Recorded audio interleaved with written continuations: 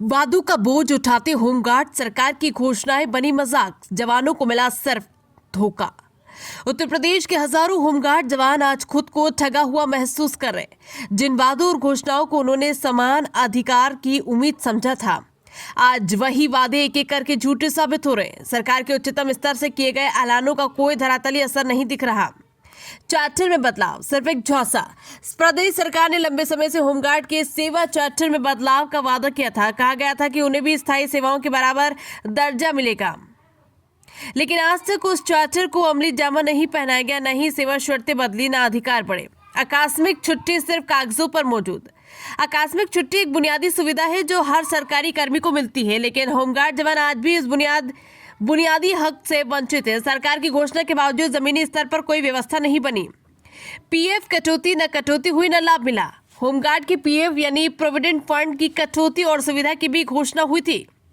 कुछ जिलों में प्रतीकात्मक रूप से पीएफ काटा गया, लेकिन न उसका हिसाब मिला न लाभ। जवान पूछ रहे कि अगर पीएफ सुविधा नहीं दी जा सकती तो कटौती क्यों की गई? कुंभ मेले का बोनस मिला क्या?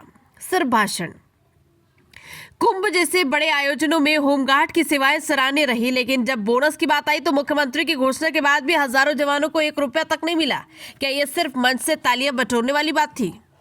सरकार की वादों की खास पर साख पर फंबल। सरकार के वादों की साख पर सवाल। मुख्यमंत्री योगी आदित्यनाथ और प्रदेश के गृह मंत्री दोनों ही मंचों से होमगार्ड के सम्मान और सुविधा देने की बात करते हैं, लेकिन जमीनी सच्चाई ये है कि आज भी इन जवानों को न स्थायी दर्जा मिला, न बराबरी का सम्मान। जवान पूछते हैं, अगर सीएम और गृह मंत्री के शब्दों का कोई वजूद नहीं तो फिर न्याय की उम्मीद कहां से करें? होमगार्ड्स की पीड़ा हम वर्दी में है पर अधिकारियों से दूर। फंबल। होमगार्ड्स की पीड़ा हम वर्दी में है पर अधिकारों से दूर। राज्यभर में तैनात होमगार्ड अपनी जान की परवाह किए बिना काम करते हैं, ट्रैफिक कंट्रोल से लेकर दंगों और त्योहारों में शांति व्यवस्था तक। लेकिन जब बात उनके अधिकारों की आती है तो पूरा सिस्टम आंख मूंद लेता है। ये कोई छोटी मोटी लापरवाही नहीं, बल्कि एक संगठित प्रशासनिक उदासीनता का प्रतीक है।